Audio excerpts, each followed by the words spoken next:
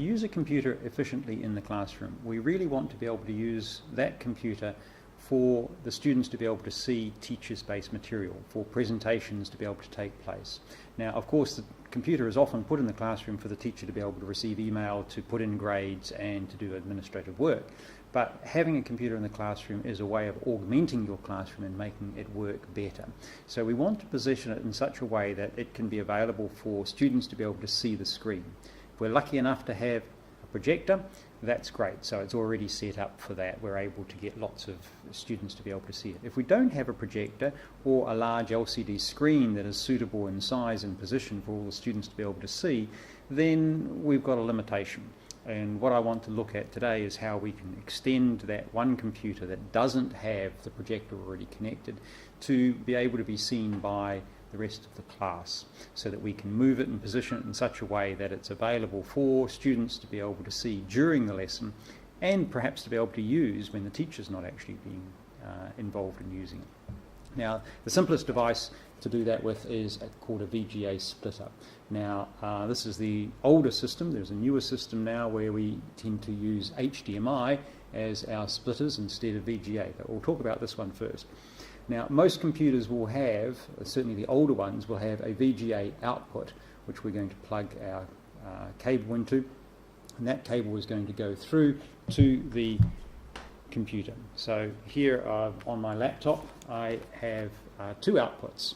I've got a VGA output here, and HDMI output here and a VGA output here. So the HDMI is the one that's going to be used in more modern TV screens, and the VGA is going to start disappearing. But we get a VGA cord which is like this, and it's got a D shape, so you've got to be a bit careful as to which way around you plug it, and it just slots in quite nicely. They can screw up as well. This is what's usually been used with most projectors and most systems up until the last year or so. That's being replaced now by this also D-shaped but quite different format of cable. Now, the advantage of this cable, HDMI, is that it actually also carries a sound signal. So this will bring the sound from the computer through to the monitor that you've got it connected up to. Now, we can buy little splitters like this. If you've got a projector, there's probably already one of these in your classroom that's just a 2-port one. This is a 4-port, which is what I quite like. And I try and have 3 to 4 monitors, just ordinary size monitors, set up in the classroom for children to be able to sit in front of and have a look at. And that means we can use much smaller monitors and have them positioned in different places that the children can gather around and be able to see the screen, what's happening on that.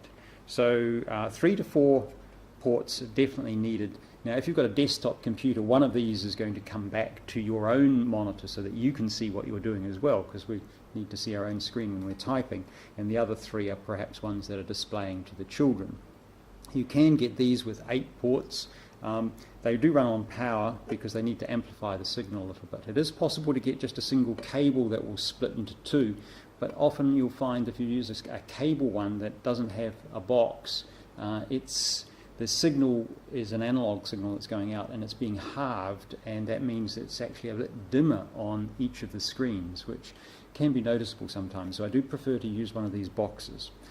You just have to make sure that the power is switched on when you're actually using it. Now, the HDMI version as well, very useful. What you'll find is if you've got a laptop with an HDMI connector, you might be able to connect that to a large screen, therefore you don't need a splitter. But if you want to have 2 or 3 screens set up, this can be quite useful. Now, one of the other advantages that you have with the HDMI is that you can have something, well, actually you can do this with the VGA as well. You can have something different on the screen that's being sent outside than the one that is on your actual computer. So you can have dual screen and extended screen, so you get to see different material on 2 of the different places. Sometimes that gets a bit confusing for some teachers, but it can be useful sometimes to have one thing going on one screen, and then the display that all the children are seeing can be slightly different. But usually what we do is we just clone so all the screens show exactly the same material.